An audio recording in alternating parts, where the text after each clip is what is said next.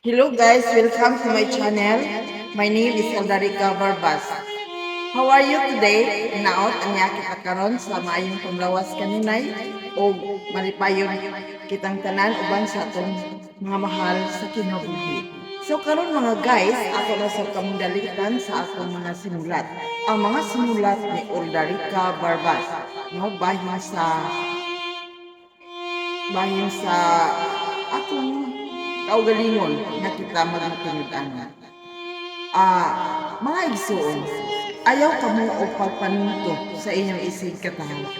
Ipakita ang inyong kaugalingong kusog sa pagpaningkamot sa paagi na maayo. Ayaw kamo og pagsalig sa uban, saligi ang inyong kaugalingon lamang.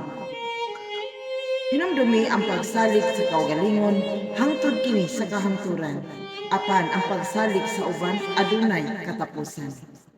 Mga igsuon, hunahunaa ang ugma ug ayaw lang ang karon alang sa kayuhan sa inyong kaugalingon. Ayaw kamo kabalaka kung anaa kamo sa kawadon. Ang importante muliho ka lang igsuon. Ug labaw sa tanan, ayaw kamo og pagtinunto sa inyong mga isig kaingay. Kay dumi kung unsa ang inyong gitanong, mausab ang inyong pag-aanihan. Ang mga kapakyasan o inyong maangkon kung dili masaligan ang inyong kaugalingon tungod sa inyong mga pagkabakaton. Ipakita mga igsuon ang inyong pagkamatinud-anon aron makabaton kamo ni magpuyo nga malinaw o malipayon. Hinumdumi, anaa sa inyong mga kamot ang maayo ninyo mga kaugmaon.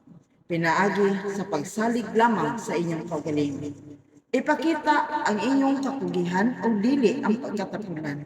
Pakigbisog kamo igsuon sa pagkinabuhi nga matarong.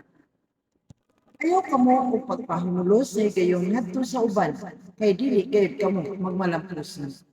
Hinumdumi ang tanan adunay katapusan ug anaa sa ulahi ang pagbasol. Busa, saligi gayud ang inyong kaugalingon alang sa maayo ninyo nga kaugma. Ayaw kamo og kaibog ug unsay naa sa uban. Ang importante, dawaton niyo ang kamatuoran.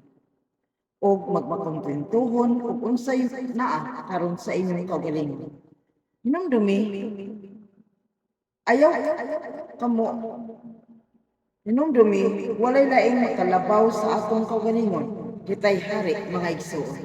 Og busa, pantay gayud ang inyong kaugalingon katungod batok sa uban ala sa inyong kayuhan. So mao kini mga igsuon ug daghang salamat ug maayong buntag sa tanan. Bye-bye.